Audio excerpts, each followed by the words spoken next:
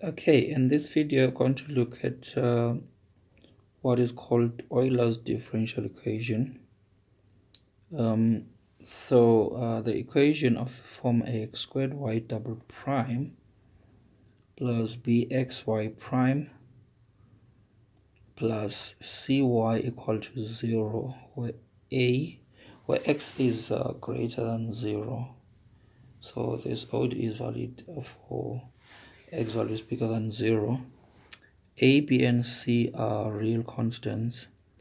This ODE is called Euler's, or the equi-dimensional equation. This equation could, this equation is easily recognizable by the fact that if you clear fractions, then the power of x is the same as the order of the y derivative in each term. So it could also be third degree, in which case then you're going to have ax cubed y triple prime bx squared y double prime cxy prime plus dy equal to 0. So this one is Euler's ODE of second order. This one is Euler's ODE of third order. Now, the solutions of Euler's equation occur as powers of x. So in order to solve Euler's equation, we always look for a solution of the form x to the power m, where m is I said m is real here. M could be a complex number. So where m is determined by substituting into the ODE. Right, let's look at a few examples to see how solving Euler's equation works out. All right, so here are our examples. A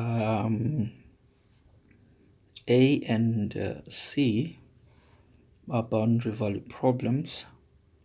B and D are ordinary differential equations that we just need to find the general solutions to. Okay, so let's get started with A. So in A, we've got x squared y double prime plus xy prime minus 4y equal to 0. When x is square root 2, y is 4. When x is 1, y prime is negative 1.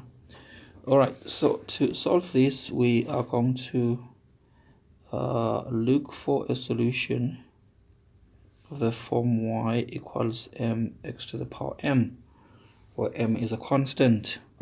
So if y is x to the power m, y prime is m times x to the power m minus 1. Y double prime is m times m minus 1 x to the power m minus 2. Then we're going to substitute. So when we substitute, we're going to have x squared times m minus 1 x to the power m minus 2, that's y prime, and then plus x times m x to the power m minus 1, and then minus 4 times x to the power m equal to 0. Then there's two things that's going to happen here. Okay, maybe let's just deal with these one by one. The x powers, so in the first term this times this is going to give us x to the power m. Second term, this times that is going to give us x to the power m. Then of course in the third term we've got x to the power m. So what's happening is that all the terms involve x to the power m. So then in the first case, if we remove the brackets there, so this is what we're going to have. Now remember, x is greater than 0 for these equations, so that means this term cannot be equal to 0, so we can divide by that term. So this is just going to give us m squared minus 4 equal to 0, because these two terms cancel out. So this is telling us that m is either 2 or minus 2, and therefore the general solution is going to be ax squared plus b over x squared. Okay, then after that we're going to have to bring in the boundary conditions. Now, since the boundary conditions involve the derivative, so we're going to be advised to find the derivative of this. Going to be 2ax minus 2b over x cubed. So then we are going to apply the boundary conditions. When x is root 2, y is 4. So we're going to plug in 4 here, root 2 here, and root 2 here. So we're going to have 4 is equal to 2a plus b over 2. This is going to be our equation 1, if you like. Then when x is 1, y prime is negative 1. So we're going to plug in negative 1 there. So this one is just going to be 2a minus 2b, because x is 1, equation 2. Then we can solve these simultaneously. So solving gives a is equals to 3 over 2 and b is equal to 2, and so our solution is going to be 3/2 x squared plus 2 over x squared. So that's going to be our particular solution there. All right, so now let's go to example b. In b we have x cubed y triple prime plus 4x squared y double prime minus 5xy prime minus 15y equal to 0. Okay, there are no boundary on initial conditions given this time. So again, if we seek y equal to x to the power m, then y prime will be mx to the power m minus 1. Y double prime is going to be m into m minus 1 x to the power m minus 2. Y triple prime is going to be m into m minus 1 into m minus 2x to the power m minus 3. Then we're going to substitute again. When we substitute, we're going to get x cubed times m into m minus 1 m minus 2x to the power m minus 3 plus 4x squared times m into m minus 1x to the power m minus 2 minus 5x m minus 1 minus 15x to the power m equal to 0. Now, as we've seen in the previous example, all the terms are going to have a common factor of x to the power m. Okay, so all we need to do is to just collect the terms involving m. So in the first term here, if you remove the brackets, we're going to have m cubed minus 3m squared plus 2m. Then in the second term, we're going to have 4m squared minus 4m. Then we're going to have minus 5m from here, minus 15 equal to 0 there. So we're just going to have m cubed plus m squared plus 7m minus 15 equal to 0, because so m cubed from here, let's take the m squared terms, is minus 3m here plus 4m here, so it's just got m squared. Then we've got 2m minus 5m, sorry, minus 4m minus 5m, so it gives us minus 7m, and then minus 15 from there. Now, this is a polynomial of degree 3. Its roots are going to be the factors of 15 plus or minus 1 plus or minus 3 plus or minus 5 plus or minus 15. So this is by the rational root theorem. Please do check our video on the rational root theorem if you are not up to speed with this. So here we call this P of m. Then you're going to find that when we try 1, it's going to be 1 plus 1 minus 7 minus 15. And this is not equal to 0. By the remainder theorem, if the number is a root, then P of that number must give us 0. Then for negative 1, we're going to have negative 1 plus 1 plus 7 minus 15. Still, this is not equal to 0. Then P of 3, 3 cubed is 27. 3 squared is 9.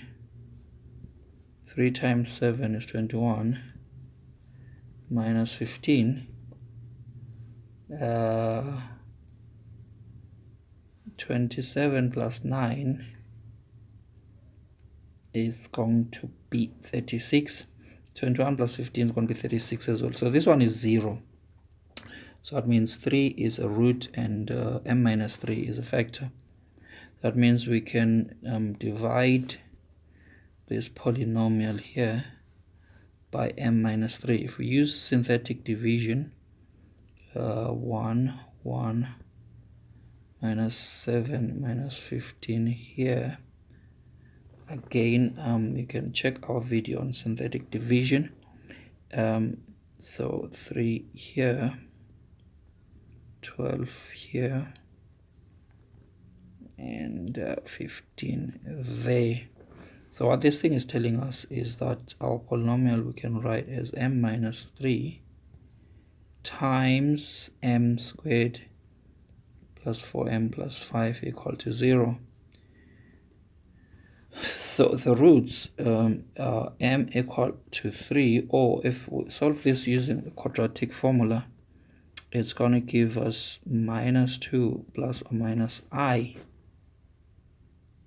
Okay, so the general solution y is going to be a times x cubed plus b times x to the power minus 2 plus I plus c x to the power minus 2 minus I. Now these two terms, the last two terms, are going to have a common factor of 1 over x squared. Then the remaining terms we can write as b x to the power I c x to the power minus I. Now x to the minus I we are going to write in terms of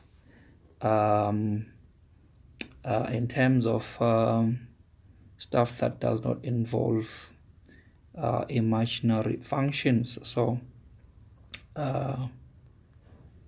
note that, so x to the power I, we can write it as e to the power something. Okay, that something, let's call it alpha. So the question is, what is alpha? Well, if you take natural logs on both sides, then I'm going to have natural log x to the I is natural log e to the alpha. On the left hand side we have got I ln x. On the other side we've got alpha. So that means alpha is just I ln x.